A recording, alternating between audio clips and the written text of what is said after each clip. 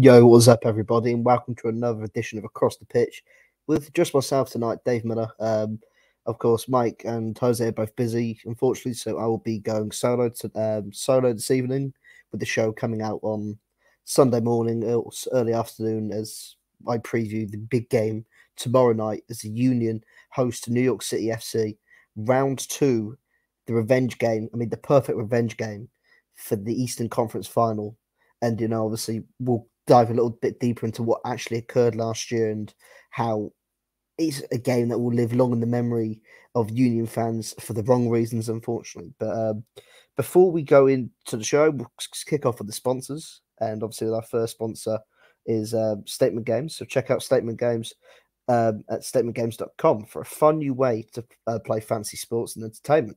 You can win gift cards and prizes, and it's also free to sign up. So, I mean, if you love to low risk or risk-free gambling or risk-free that sort of thing, that is the website for you. The next one is Doan Distillery at the Trolley Barn Public Market in Quakertown. And obviously you can check it out on doandistillery.com to check out their wide variety of drinks and spirits. And you can also join them on Sunday, October 13th, for the AATBirds Pregame show as the Eagles host the Steelers tomorrow. So make sure, if you're in the area, if you're free, get down there and listen to that pre-game show, because those guys know what they're talking about, and it should be a good fun party. Kick off for Eagles Sunday, and if you're a Union fan as well, you're Philly Sports Sunday. The next one is obviously Vinny's Pizza and Restaurant, Allentown, PA. Discover a new favorite by trying their top pizza and so much more. So check out the new website at www.vinnyspizzarestaurant.com. Obviously on the should be on the page below. And then the stuff to the grills at 675 Iroquois Trail in 5 Allentown, PA at 18104. And obviously you can check out their website at stufftothegrills.com. Again, they do homemade hot and cold sandwiches, salad, appetizers, and baked goods. And it's available for any event. So if you want to go out for lunch, or if you want to go out for breakfast or whatever, or even if you want to go for a light dinner or wherever, that is the place for you. And finally, this is our bread and butter. You can get all your Across the Pitch gear and all your AAT Sports Network gear at aatsportsnetwork.com/shop. Our guy Johnny does all the gear, does all the designs and things such as that. He does a great job. Obviously, there's the awesome Across the Pitch Union style shirt that we've got going on there, and it's awesome. And again, another piece of our gear. Johnny does a great job, coming up with all these brilliant designs. And so obviously, make sure to check it out. And now, obviously, diving back into the show. Obviously, Sunday night, 7 p.m. kickoff for the Union host NYCFC in a rematch of last year's Eastern Conference final.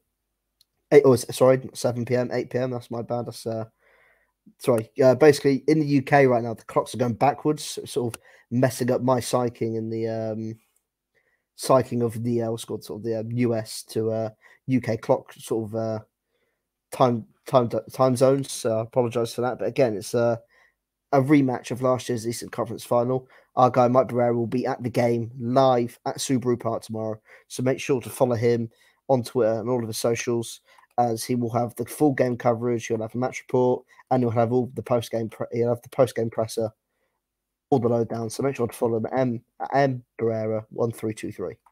And obviously, looking at the game last year, as I mentioned, it's a repeat of last year's Eastern Conference final, and it's not. And again, it was a game that was marred for the Union in very, very for the wrong reasons, in a sense. Not because they played badly and got thrashed or anything like that, but obviously at a point last year, the Union's playoff run was marred due to COVID cases and due to COVID protocol, and half the actual roster ended up being moved into COVID protocol on the week of the Eastern Conference game. So the Union, without so many key players last year, heading into that Eastern Conference final. And you sort of look at the team that actually played in that game, as opposed to, look at the team that played in that game as opposed to then. Oren Colin, I don't think he played a game in about 18, a professional game of meaning in 18 months. And all of a sudden, he's been chucked into an Eastern Conference final, and he played awesome. And again, you have Stuart Findlay, who had barely played the 2021 season, which was unfortunate because obviously I think a lot of us had high hopes for him when he came over from Scotland. He's now playing for Oxford. He started the game as well. The Union without so many key players in that game. I think some of the only real players and notes that you could really argue that actually featured in the game with the likes like Jamir Montero, Olivier Mbizo, who may also play tomorrow. And I don't know if anyone actually remembers the game, but obviously the Union actually took the lead in that game. And I think threw it on goal, funnily enough, as well, Callum's own goal. And I think at that moment, I believe everyone probably thought that,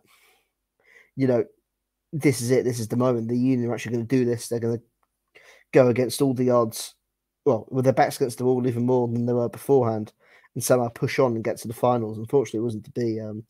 The lead lasted 3 minutes, and again, I believe Talis Magno scored pretty much on the final kicks of the game, right at the end, capitalising on a poor defensive mistake. It was a game that obviously hurt the Union, and we saw NYCFC actually go on to lift the Supporter Shield last year, which I think made it even more bitter, because I think, again, you could easily have made the case that the Union probably weren't the better team out of the two last year as well, considering, as Mike's just messaged me now saying they had the 90-second lead before giving it straight up.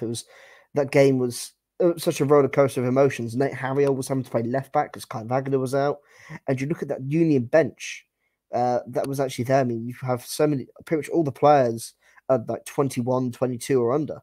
Oh, the outfield players anyway. I mean, Anthony Fontane's not the team anymore. You've got players like Sorensen, Carl Turner, Brandon Craig, all these young kids. Paxton Aronson obviously making his debut year. The options off the bench were very limited. And I mean, you look at the Union's attack, obviously Jamiro Montero and Casper Gibberko, both players not with the Union this year, and you look over on the other side of the field to the sort of team that NYCFC has played, and they had Heber, Maxi Morales, who actually was the guy who scored 90 seconds after the Union took the lead. And again, that game was such a such a weird game considering the circumstances. And I think many Union fans came out of the game with a very sour taste, with sore memories. But I think it was a game that perhaps gave Union fans, especially myself, I think, confidence going into this year that this team had the right mentality. They were mentally tough and strong enough to go into this game and, well, come into this season and perhaps push on with no CCL. And they've done exactly that. And I mean, looking ahead to the game this weekend, obviously the big news is throughout the last a month really has been the injury status of Ali Bedoya. He's been in and out with injuries. He's been struggling to really be consistently fit. He's obviously, I believe he had a hip issue as well, which kept him out of the FC Cincinnati game. But it looks like he is going to start. Jim Curtin's main man, his captain, is going to start tomorrow night against NYCFC, which would see Jack McGlynn probably drop out the lineup onto the bench, which is obviously a shame for Jack, because again he's had a very good season himself. He's out of the I'd say sort of the Union youth quartet of Harriel, McGlynn, Sullivan and Paxton Aronson. He's been the one that's really shone. And I think if you looked at last year, if you look at last year's those four players last year, you'd probably say that it was probably Paxton and Quinn that were the two that really stood out, and they were going to be the players that will kick on this year. But it's actually been McGlynn and Nate Harriel who have really kicked on. They're the ones that look like they've been experienced players and they've been in the game for a long time, and they've taken taken the scruff of the neck. And I think again that right back spot has been such a key position for the Union this year, and how they approach different games, because the way that sometimes they have Bedoya perhaps sitting a bit deeper than Bizo's playing. They allow Bizo to perhaps a bit more of a free role going forward and be more advanced. So yeah, I think again, looking at this Union team tomorrow, I think I would be very shocked if the team isn't how Jim would usually go, which would be obviously Andre Blake in goal. I'm going to say Olivier Mbizo at right back. I'd be shocked if, considering Olivier started the Cincinnati win a couple of I think about 10 days ago now, and I think again he's been another player this year who, sorry to go off on a bit of a tangent, but I think Mbizo this year has been a player that perhaps a lot of people were out on him in a sense. He had a poor start to the year. He had a couple of mishaps. He was at fault for the goal in the Eastern Conference game last year, and he fell out of favour for a bit. And sometimes for some players, that can kill their confidence. And you sort of see them struggle to really retain their places in the starting 11. But I think it's a testament to the attitude that Olivier has, because I mean, he's obviously kept his head down. He's worked hard for the team. When he's come on, he's worked hard, and now he had the opportunity to play a few weeks ago. I believe it was about a month and a half ago, 2 months ago now, and he basically took that opportunity by the scruff of the neck, and he's fighting with Nate Harriel for that right back spot. And I believe over the course of the last 2 months, I think Barca's probably started the more games, whereas Harriel's probably played more of the season. So it'll be interesting to see where Jim goes. But I think Jim will probably go for more familiarity of what has been working for him over these last 2 months, especially with the insane goal glut that the Union's just suddenly gone on. Just scoring speed they've gone on, which has coincided with Olivier returning to the team. Obviously, Nate Harriel was the right back in both NYCFC games this year. So perhaps if Jim's looking at it from a tactical standpoint, he might end up putting him in there as he feels more confident. But of course, NYCFC, in comparison to some other teams, even like a Cincinnati, have more talent going forward. As you said, like Max Morales, Tally Magno, who are both actually doubtful for the game tomorrow. So again, that could work in the Union's favour. Again, Castellanos is not there anymore. Heber is there. But I mean, it's certainly, again, that's certainly a big decision for Jim to make, but I think it's one that he'd probably like to have, having two right backs who are in form and playing very well at a high level right now. I mean, the two centre backs, you can't argue, it will be Jack Elliott and Jacques Glesnes, who, before I carry on, I believe congratulations are in order for Glesnes and obviously Andre Blake, who won the goalkeeper of the year for Blake and defender of the year for Jacques Glesnes. So again, a very, very good season for the Union's back line to see two of their big leaders really shine and actually get the credit they deserve. Left back could be Kai Wagner. I think that just writes itself. Jose Martinez will play in front of the back line, I believe. Then Captain Ali Bedoya will be playing on the right. Leon Fluck on the left too. Hey, I mean, who would have thought that Leon Fluck would be the match winner in a playoff game at the start of the season in April, March, May time? If you just said that Leon Fluck would be the man that got a winner in a playoff game, I think a lot of Union fans would have probably laughed or thought you were lying. It was a great finish from Leon Fluck, and I think that is perhaps something of his game that he's continued to work on. He's looked better going forward this year as opposed to last year, where he was a lot more cautious. His deliveries weren't as good. We've seen an improvement with that this year. I think for a younger player that's really been who started out as a holding midfielder, a more defensive player, and now he's moving out into, and since he's joined the Union, he's really been in a more adventurous role on that left, and he's obviously having to be more aggressive with the way that he goes forward sometimes. I think again he's developed very nicely. Obviously Daniel Gazdag in the 10 behind the two strikers is a no-brainer. The Union's top goal scorer this year. He's got plenty of assists as well. Again, easily one of the standout players in the MLS this year, and a player that I'm sure many European clubs have probably got on their radar to perhaps even look at him this summer. Well, look at him this winter, or perhaps look at him next summer. And then leading the line will be Julian Carranza and Mikel Uwa. That's again a no-brainer.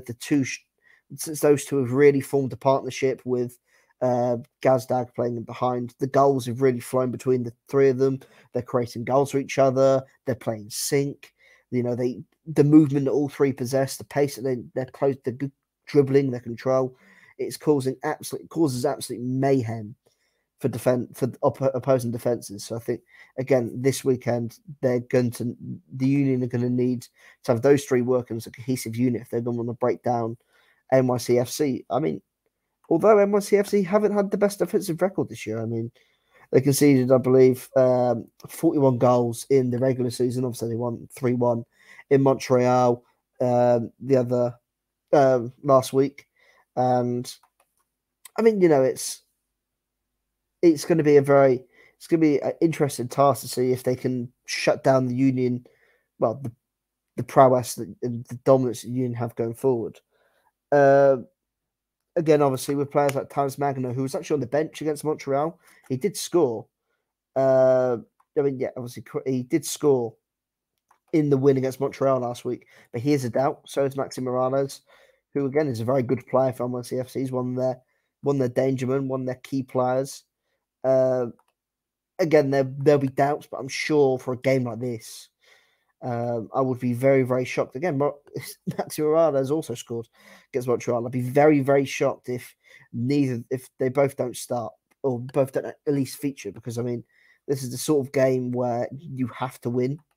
And again, even if you get an hour of Morales and you know, even it's 30 minutes out of Talis Magno, they'd be stupid not to do it. I think again, so I'll be very shocked if I think Chanot's probably the one that might miss out. I think Chanot could be the player that could miss out for NYCFC, as he is also dealing with injury, I believe. He came off very early in the game against Montreal, so I think he could be the player that will miss out for that game. So it looks like Keaton Parks could start in his place, if anything. So yeah, I think the NYCFC team will probably they'll probably make one change, maybe two. They might take O'Toole or Pereira out for Talis Magno, and also Chanot will come out for Keaton Parks. I think that would be the way that NYCFC will line up with their 4-2-3-1 formation. And obviously, looking just before we go now, looking at the score prediction for the game. I don't know if I don't want to be seen too confident, but again, it's such an important thing to remind everyone. The Union haven't lost a home game this season. They're unbeaten at home this season at Subaru Park. They've made Subaru Park a complete fortress. Teams don't want to go there. I mean, it's going to be. I don't want to seem too overly confident. I think it's a game where, in the playoffs especially, it's a one-off game. It's cup football, anything can happen, as we've seen. Obviously, as we saw with the Unions when they won the Sports Shield, they pretty much dominated the Revs, and the Revs knocked them out of the playoffs in their first game. So again, it's playoff football, and anything can happen. And so yeah, I mean, obviously, hopefully, I'll try and get Mike's score predictions as well, as he's sat behind in the studio. But obviously, Mike's going 3-1. I don't know if he wants to give a goal scorer. I'm going to go 2-1. I think it'll be a tight game. I could see the Union taking the lead, NYCFC putting it back in the Union. Scoring a late winner or a winner later on in the second half. I'm going to go for my goal scorers. I'm going to go Carranza, who hasn't actually scored since the end of August against Atlanta. I'm going to go Carranza, and I'm going to go for Ali Bedoya back in the lineup. A sure captain's performance as he leads the team to a massive victory and to get the Philadelphia Union to their first ever MLS Cup final. And Mike obviously is going for 3-1. Daniel Gazdag will get a brace, and as Mike follows up with his MVP again. Daniel Gazdag, he's had an MVP caliber season. So again, it's hard not to feel confident seeing him step on the field in a game like this. But I'll go 2-1. Mike's going 3-1. It's going to be a massive game tomorrow. And before I sign off again, I just want to make sure that you guys follow Mike at Emberera1323, as he will be at the game. So you'll get some cool clips from the game, the stadium, the atmosphere from him. You'll get in-game updates. You'll get a post-match report, and you'll obviously get live press conference updates from Jim Curtin with Mike. So make sure to follow him, and obviously as well, he will be there at the tailgate early tomorrow as well. Mike wants to let everyone know. Make sure you're there. Have a beer with him if you see him. And yeah, I mean, again, it's a massive game tomorrow. And if you are going to the game, you're listening in, make sure to be loud, create a hostile atmosphere. Make sure that you're on top of make it as hostile as possible. Make sure that the stadium is on top of the field. It's a horrible atmosphere for NYCFC, and they don't make it a cauldron, so I don't want to step into. Obviously, this is just me, Dave Miller, previewing the game this week. I'm signing off now, and obviously, DOOP, go Union, and hopefully, this time next week, we'll be discussing the MLS Cup.